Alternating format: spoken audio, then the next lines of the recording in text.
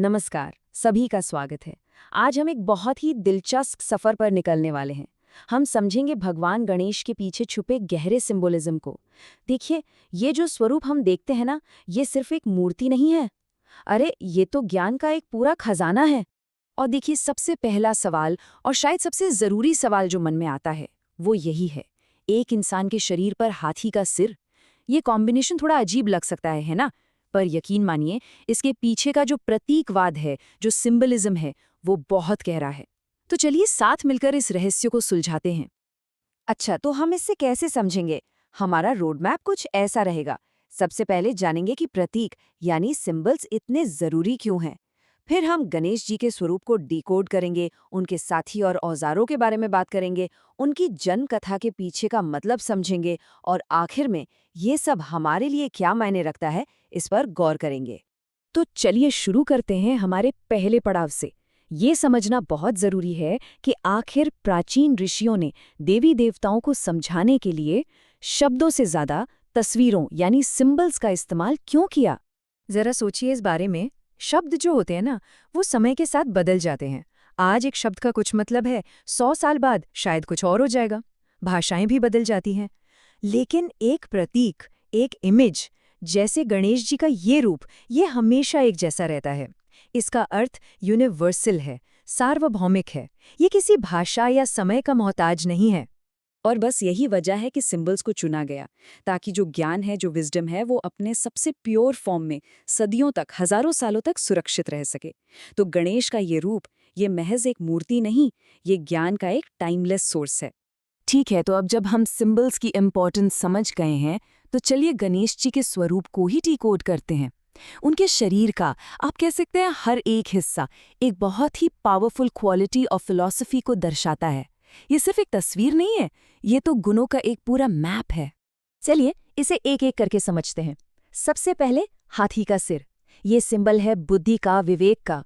फिर आते हैं उनके बड़े बड़े कान, जो हमें क्या याद दिलाते हैं कि सुनो ज्यादा और बोलो कम। उनका जो एक टूटा हुआ दांत है, वो हमें सिखाता है एक सूत्रीय ध्यान यानी वन पॉइंटेड फोकस। और उनका बड़ा सा पेट, ये सिंबल है उदारता का और जीवन में जो भी अनुभव मिले, अच्छे हों या बुरे, उन सबको पूरी तरह से स्वीकार करने की क्षमता का। अब बात करते हैं उनके साथी और उनके हाथों में मौजूद चीज़ों की। ये भी उतने ही इम्पोर्टेंट है और हमें बहुत कुछ सिखाते हैं कि जिंदगी को कैसे जीना चाहिए।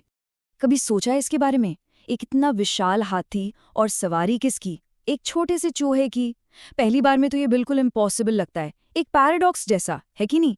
पर इसका सिंबलिज्म बहुत बहुत गहरा है। देखिए, वो जो छोटा सा चूहा है ना, वो असल में लॉजिक यानी तर्क और मंत्र की शक्ति का प्रतीक है। अब सोचिए, एक चूहा क्या करता है? वो धीरे धीरे लगातार कोशिश करके सबसे मोटी रस्सी को भी कुतर सकता है ना? ठीक उसी तरह तर्क और लगातार किया गया ध्यान अज्ञान के बड़े से बड़े बंधन को भी काट सकता है। यह हमें यही सिखाता है कि कितनी भी बड़ी विजडम हो, उसे गाइड तो एक सटल लॉजिक ही करता है। और अब जरा उनके हाथों को देखिए। एक हाथ में है पाश, जो हमें डिसिप्लिन सिखाता है। दूसरे में है अंकुश, जो सेल्फ कंट्रोल का प्रतीक है। फिर एक हाथ ऊपर उठा हुआ है, जो कहता है डरो मत, इसे अभय मुद्रा कहते हैं। और दूसरा हाथ नीचे की ओर है, जो आशीर्वाद दे रहा है, यानी वरद मुद्रा। ये तो जैसे गुणों का एक पूरा डिवाइन टूल किट है। अच्छा, तो अब आते हैं उस कहानी पर जो हम सबने शायद सुनी होगी, कि गणेश जी को ये हाथी का सिर मिला कैसे। पर ये सिर्फ एक कहानी नहीं है, ये असल में ईगो पर, अहंकार पर ज्ञान की जीत का एक बहुत ही गहरा मेटाफर है। कहानी कुछ यूं है कि देवी पार्वती, जो ऊर्जा का प्रतीक है, अपने शरीर के मैल से एक बालक को बनाती हैं। ये मैल अज्ञान का प्रतीक है। अब ये बालक, जो असल में ईगो का रूप है, वो परम ज्ञान यानी भगवान शिव का ही रास्ता रोक देता है। तब शिव क्या करते हैं? वो उस अहंकार के सिर को हटा देते हैं और उसकी जगह ज्ञान का प्रतीक यानी हाथी का सिर लगा देते हैं। तो इस तरह से अहंकार का विनाश होता है और सच्चे ज्ञान का जन्म होता है। तो इन सभी सिंबल्स का, इस कहानी का, इन सब बातों का आखिर मतलब क्या है? ये सब हमारे लिए, हमारी जिंदगी के लिए क्या मायने रखता है? चलिए अब इस पूरी पजल के आखिरी हिस्से को जोड़ते हैं। देखिए, गणेश जी का ये जो स्वरूप है ना, ये सिर्फ पूजा के लिए नहीं, बल्कि ध्यान के लिए है। जब हम उनके स्वरूप पर मेडिटेट करते हैं तो असल में हम अपने ही अंदर इन क्वालिटीज को जगा रहे होते हैं। कौन सी क्वालिटीज? बुद्धि, ताकि हम दिखावे के पार देख सकें। शक्ति, ताकि हम हर मुश्किल को पार कर सकें। स्वीकृति, यानी लाइफ में जो भी हो उसे एक्सेप्ट करने की हिम्मत। और एकाग्रता और निडरता, ये एक तरह से अपने अंदर की बेस्ट एबिलिटीज को अनलॉक करने जैसा है।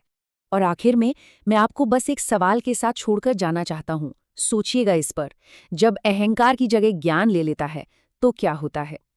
गणेश जी की पूरी कहानी, उनका पूरा सिंबलिज्म इसी एक पावरफुल ट्रांसफॉर्मेशन के इर्द गिर्द घूमता है। इस पर जरूर विचार कीजिएगा।